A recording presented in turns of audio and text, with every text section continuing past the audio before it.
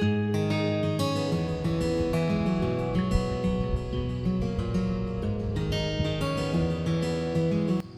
hello. I am currently in Meaford, Ontario, and I am chatting here with my lovely harvest hosts, Nicole and Bob. Hello. And we're just here at Galliums Pond in this beautiful space in Meaford. And Nicole and Bob have agreed to do a quick little interview. So thank you very much for that. Yeah, I'm very excited for my interview. Okay, awesome. So am I. Okay, so the first question would be, why did you decide to be harvest hosts? I would say that it kind of stems back to our history, that we just really love camping. And we were tired of the hustle and bustle of campgrounds. The expense of it, it's so busy. We weren't really finding we were relaxing. So we bought this property about 13 years ago and started camping here. And then there was nothing There was nothing here. It was vacant land, and we had a trailer here all the time. So where your RV is parked was about where our trailer was for 13 years. And we lived in the city but grew up here. So we were done with the city and figured, how could we get back home? So we came back home and we're like, well, we loved camping here. So why wouldn't other people love camping here? And then Bob was looking into it that it's a service, right? So we get to stay at other places. I don't even remember how I found the app. Probably just cruising the internet or Facebook or something. How long ago? Oh, it's only like 2 years ago, I think. Yeah. About 3 years ago, we started looking into it, and then officially started hosting last summer.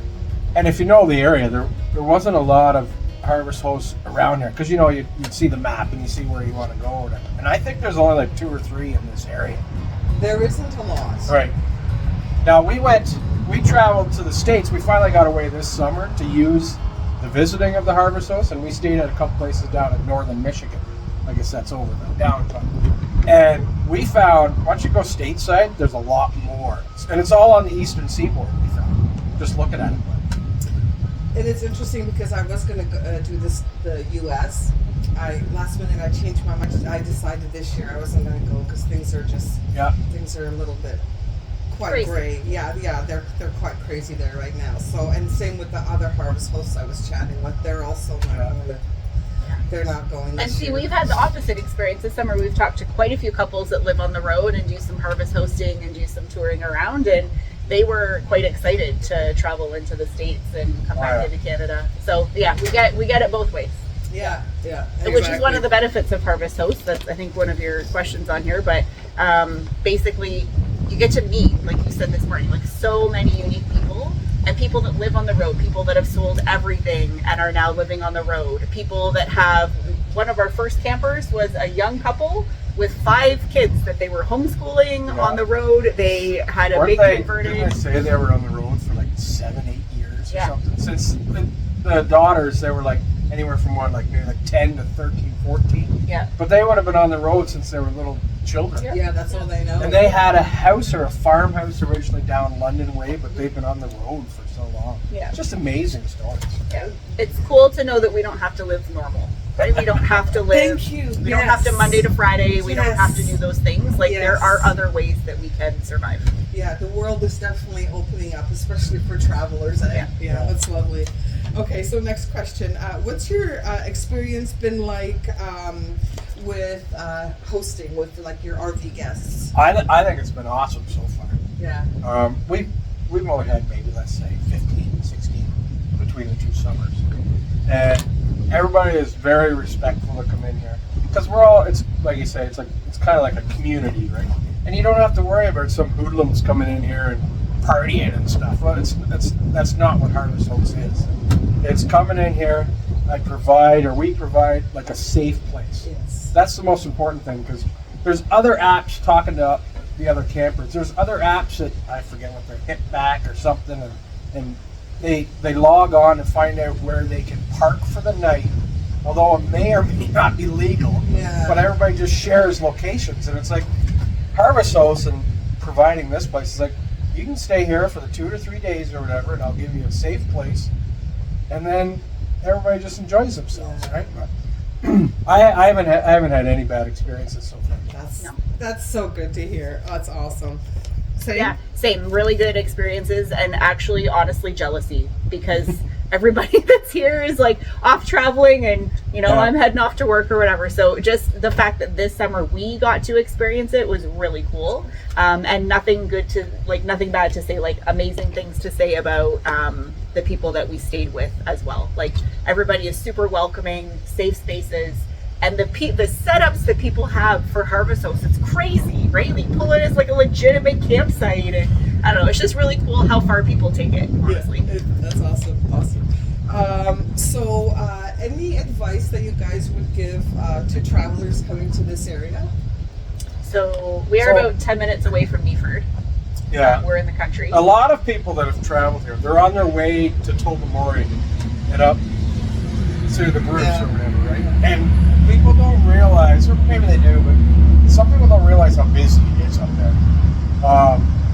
The last campers that were here, they didn't really have a plan, and they came and they showed up, and then I talked to them the next day, and where'd you go or whatever, and they're like, we actually went up to Tobermory, and they were like, I can't believe how busy it is up there. You have to book your parking, all those government parks and stuff. And it's getting busier every year. So when you see the commercials are here on the radio, but the government with their parks and you have to book ahead because they'll turn you away.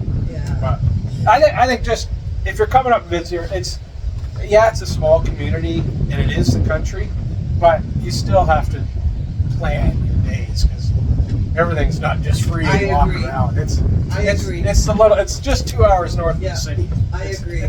And I'm familiar with the area. It definitely is because you guys have Collingwood near you. Yeah. You've got the peninsula. We if we go to like date night or whatever, we always go the Collingwood way.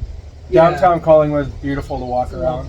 Lovely. Our little town now has like 3 or 4 big restaurants, more higher end restaurants, so you can go down and have a nice evening or whatever. Yeah. They have the big the music hall. There's always something going on there. You can check it out. Great shows. Lovely. Yeah, Lovely. and lots of hiking trails.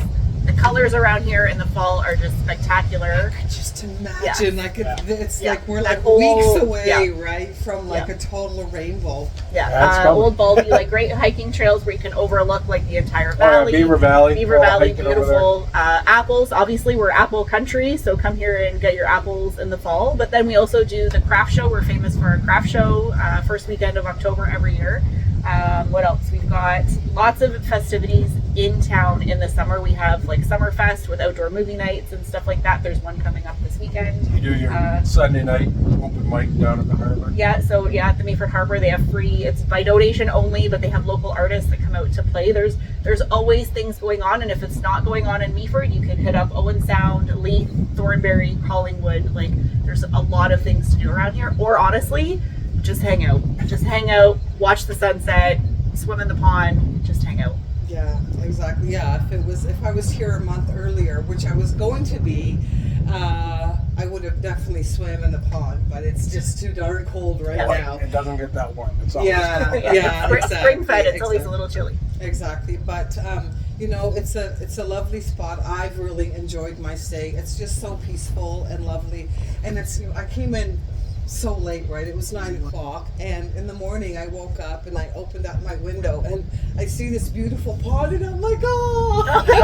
You're all in, you didn't even know you and then out comes the camera. I'm taking all the pictures. Look where I am. So lovely. Thank you very much, both. I know you guys have a busy day ahead. Thank you so much for making the time to chat with me today. Yeah, safe travels.